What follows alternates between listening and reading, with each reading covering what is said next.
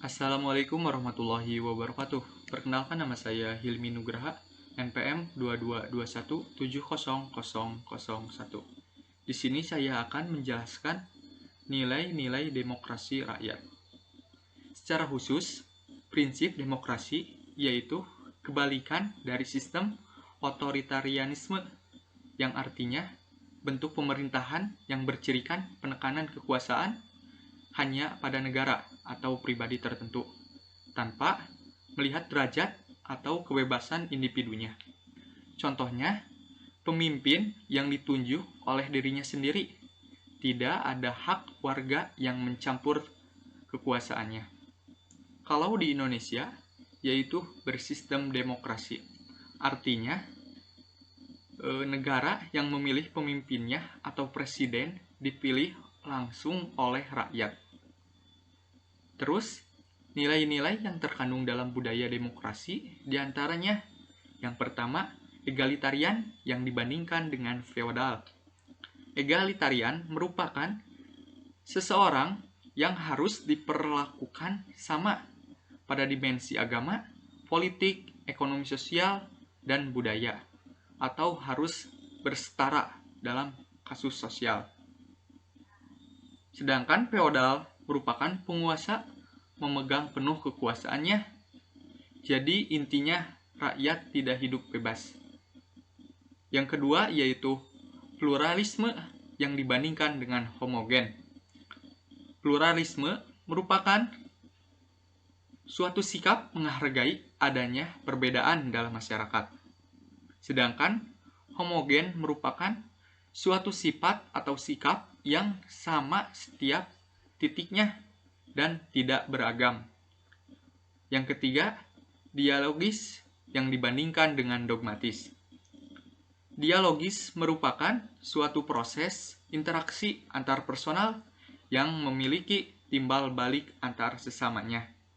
Sedangkan dogmatis merupakan sifat yang berpendirian keras, berpegang teguh pada pendapatnya sendiri tanpa ada kritik dan saran dari orang lain. Yang keempat, persuasif yang dibandingkan dengan represif. Persuasif merupakan sikap untuk mengajak, menyuruh, atau membujuk melakukan sesuatu. Sedangkan represif merupakan sikap yang menekan, mengekang, menahan, atau menindas dengan tujuan menyembuhkan. Yang kelima yaitu ada distribusi kekuasaan yang dibandingkan dengan akumulasi kekuasaan. Maksudnya, distribusi kekuasaan merupakan suatu proses untuk membagi kekuasaannya terhadap negara kepada lembaga-lembaga negara agar tidak terjadi pemusatan kekuasaan. Sedangkan akumulasi kekuasaan yaitu suatu negara menitik beratkan kekuasaannya kepada sendirinya tanpa lembaga-lembaga negara yang membantu di belakangnya. Yang keenam yaitu sensor kuratif yang dibandingkan dengan sensor preventif. Sensor kuratif merupakan suatu proses pengendalian sosial yang dilakukan pada saat terjadi penyimpangan sosial. Sedangkan preventif merupakan tindakan untuk pencegahan yang kemungkinan terjadinya pelanggaran. Yang terakhir yaitu pemilihan yang dibandingkan dengan penunjukan. Pemilihan di sini lebih maksimal dibandingkan dengan cara penunjukan dalam memilih presiden atau wakil presidennya. Selanjutnya ada demokrasi Pancasila. Demokrasi Pancasila memiliki keterkaitan yang sangat erat dengan tatanan kehidupan masyarakat di Indonesia. Pancasila adalah landasan negara dengan 5 sila yang dimilikinya. Tujuannya sebagai pedoman masyarakat. Demokrasi Pancasila bersumber pada Pancasila itu sendiri. Masyarakat harus memahami pentingnya kehidupan bernegara dan menjalankan nilai-nilai dalam Pancasila. Pancasila adalah dasar negara Indonesia yang terdiri dari 2 kata, yaitu panca dan sila. Panca yang artinya 5 dan sila merupakan prinsip, sehingga Pancasila merupakan rumusan atau pedoman bagi masyarakat Indonesia untuk kehidupan bernegara. Setiap orang memiliki kesadaran bernegara yang baik dan menggunakan prinsip dari Pancasila dalam kehidupan bermasyarakat. Nilai-nilai yang terkandung dalam Pancasila yang pertama yaitu pengakuan dan tanggung jawab kepada Tuhan Yang Maha Esa. Diharapkan lahir sikap dan perilaku yang menjunjung tinggi nilai-nilai kebenaran, kebaikan, dan keadilan. Dalam pengambilan keputusan bagi kepentingan umum, memperhatikan hal-hal yang bisa dipertanggungjawabkan secara moral kepada Tuhan Yang Maha Esa dengan landasan hati yang luhur. Yang kedua, menjunjung tinggi nilai kemanusiaan yang adil dan beradab. Bersumber pada ajaran Tuhan Yang Maha Esa, budaya demokrasi dengan jiwa nilai kemanusiaan yang adil dan beradab akan melahirkan sikap serta perilaku. Tentunya, yang menjunjung nilai-nilai kemanusiaan dalam proses pengambilan keputusan dan pelaksanaan keputusannya. Yang keempat, ada demokrasi permusyawaratan atau kerakyatan yang dipimpin oleh hikmat kebijaksanaan dalam permusyawaratan perwakilan. Sila keempat merupakan sila dari Pancasila yang paling jelas dan sangat berdampak pada stabilitas demokrasi di Indonesia.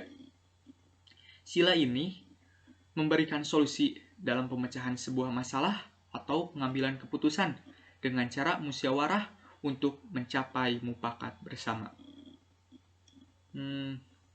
Konsep musyawarah dianggap dapat mewakili semua keinginan masyarakat serta mampu menyeimbangkan kepentingan golongan minoritas dan mayoritas. Menurut pandangan Hatta atau 3 dasar yang dapat mewarnai demokrasi yaitu stimulus demokrasi desa, stimulus Islam dalam demokrasi, stimulus Barat atas demokrasi. Pandangan Muhammad Hatta sesuai dengan pendapat yang dikemukakan oleh penggali Pancasila yaitu Insinyur Soekarno mengenai gotong royong, kekeluargaan, dan perjuangan bersama. Dan yang terakhir yaitu mewujudkan keadilan sosial bagi seluruh rakyat Indonesia. Terdiri dari keseimbangan hak dan kewajiban setiap warga, kesamaan hak pribadi dalam keluarga, dan pengakuan hak organisasi politik, ekonomi, dan sosial, serta prinsip yang menolak paham etatisme atau negara mematikan potensi unit ekonomi di luar sektor negara dan persaingan bebas eksploitasi manusia. Demokrasi Pancasila tidak hanya mencakup aspek dari demokrasi politik saja, melainkan ada aspek demokrasi sosial dan ekonomi. Kedudukan demokrasi politik yaitu sebagai primer dari demokrasi, sedangkan demokrasi sosial dan ekonomi berkedudukan sebagai sekunder. Sekunder merupakan segala kebutuhan yang dipenuhi setelah kebutuhan primer terpenuhi.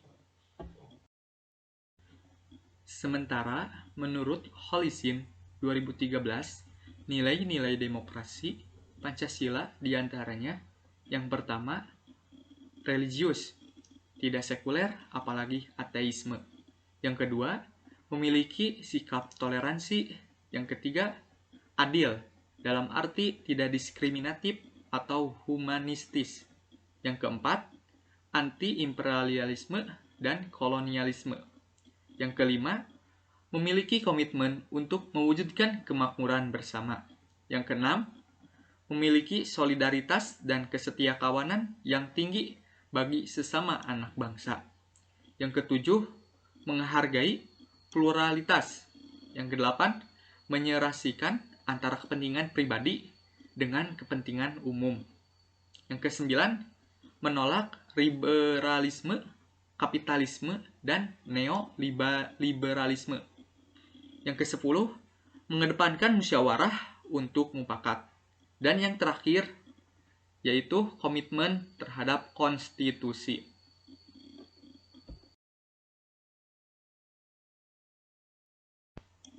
Sebagai warga negara yang lebih memahami demokrasi Pancasila, sudah selayaknya dapat mengimplementasikan dengan sikap dan perilaku kita sehari-hari. Yang pertama yaitu bebas dengan penuh tanggung jawab. Yang kedua, jujur dan berani mengungkapkan pendapat sesuai dengan etika yang berlaku. Yang ketiga, menghargai perbedaan dan menghormati orang lain. Yang keempat, taat terhadap peraturan hukum yang berlaku. Cukup sekian dari saya. Wassalamualaikum warahmatullahi wabarakatuh.